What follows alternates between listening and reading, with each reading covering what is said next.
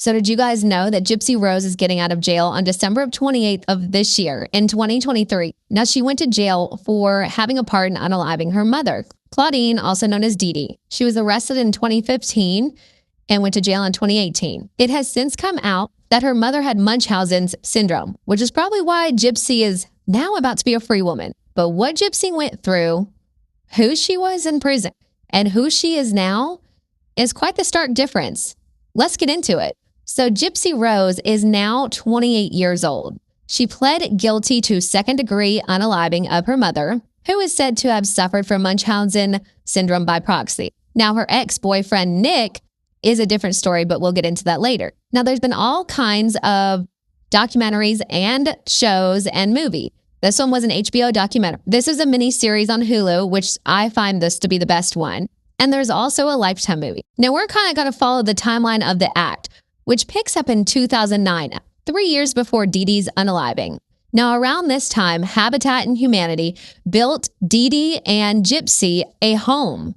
It was in Springfield, Missouri. They had originally lost their home to Hurricane Katrina. Now, Dee Dee made sure to keep Gypsy in a childlike state most of the time. She even gave her the wrong birthday so that she didn't know quite how old she was. She made her believe that she was sick. She kept her head shaved.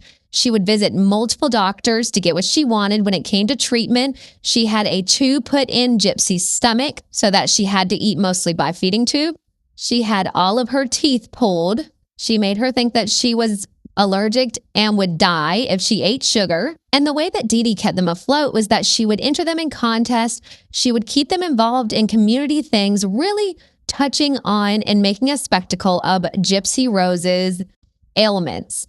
This would have people writing notes, sending money, helping her win contests, so they had experiences of a lifetime.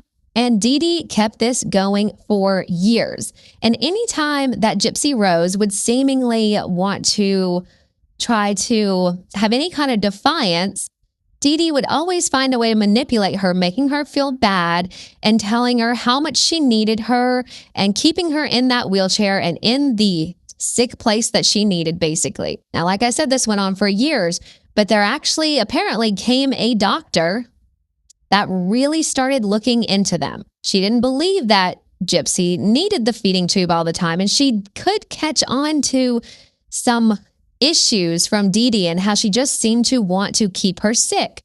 So then came a report to CPS.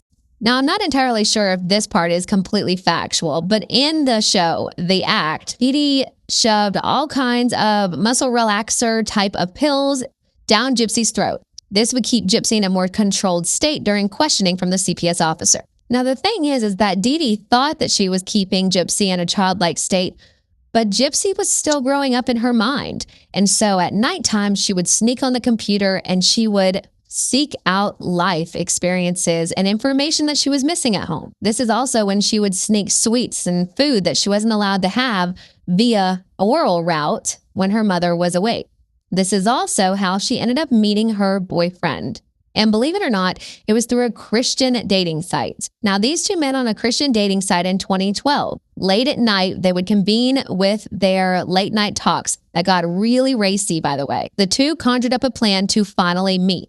Gypsy got her mom to take her to a movie theater, and he was supposed to show up and just kind of bump into them and make a good impression on the mom. It didn't really happen. They didn't get to sit together in the movie theater. But Gypsy snuck off to the bathroom, and so did he. And this is when they had their first actual encounter.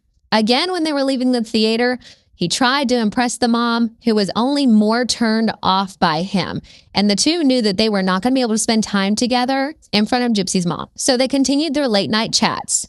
And through these late night chats, it would come up how Gypsy felt like she was kind of just trapped. Nick wanted to help her get out. So he comes up with this plan of unaliving Dee Dee. Now, ultimately, Nick made it look like it was a break-in, and he ended up stabbing Dee Dee multiple times in her bed as she lay sleeping. Now, Nick and Gypsy fled the scene, and they were on the run for 5 days. They definitely were no smooth criminals. They were on surveillance cameras at gas stations. You could track their Gray House bus ticket.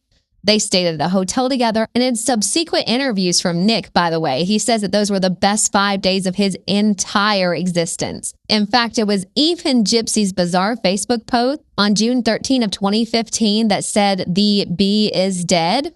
That really tipped people off. Now, as I said before, Gypsy pled to second-degree unaliving and 10 years, and Nick got sentenced to life in prison. But neither of their stories stop there. But this is way too long, so you're going to have to go to part 2 to see what she did while she was in prison, what happened to her, and where it leads to now.